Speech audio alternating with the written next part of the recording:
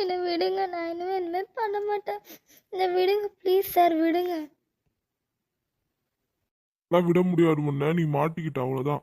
இதுக்கு மேலே இனிமேல் பண்ணா அவ்வளோதான். அதான் ஜெயிலில் வர ஒரு எவ்வளோ வருஷம் வைக்க போகிறோம் வேறு தெரில. வா என் கூட. அழாத, உன்னதான் பிடிச்சாச்சுதான், அவ்வளோதான். நீ இனிமேல் மாட்டிக்கிட்ட என்கிட்ட. நான் இனிமேல் பண்ண மாட்டேன் சார். ஃபஸ்ட்டு ஒன்று ஜெயிலில் அரெஸ்ட் பண்ணுறோம். அப்படிதான் சொல்லி சொல்லி ஏமாற்றி எங்கேயாவது போயிடலான்னு பார்க்குறியா? அதெல்லாம் நடக்காது. நீ ஜெயிலில் அரெஸ்ட் ஆகிற, அவ்வளோதான்.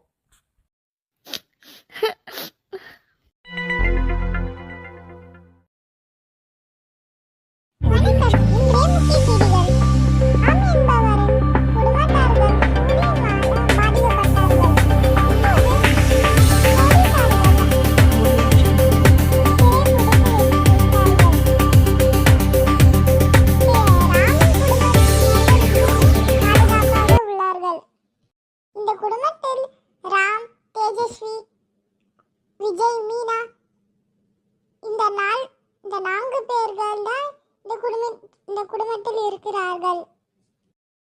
இவள் தான் அந்த சூனியக்காரி. பேர் மங்கம்மா. போலீசார்கள் இவரை சிறைப்பிடித்தார்கள். மங்கம்மா இந்த ஒரு பங்களாவில் தான் அவளது சூனியத்தை வைப்பாள். இந்த பங்களாவில் தான் வாழ்ந்துட்டு வருகிறாள். இப்போது போலீசார்கள் இவளை சிறைப்பிடித்தார்கள். இருக்கும் ராமின் குடும்பத்தார்கள் இப்போது பாதுகாப்பாக இருக்கிறார்கள். அடுத்து வரும் செய்தி சென்னையின் வானிலை அறிக்கை. அடா, போலீஸ் எப்படியும் அந்த மங்கம்மாவை பிடிச்சிட்டாங்கப்பா. நம்மளாம் நியூஸில் வந்திருக்கோம் இல்லை தேஜு?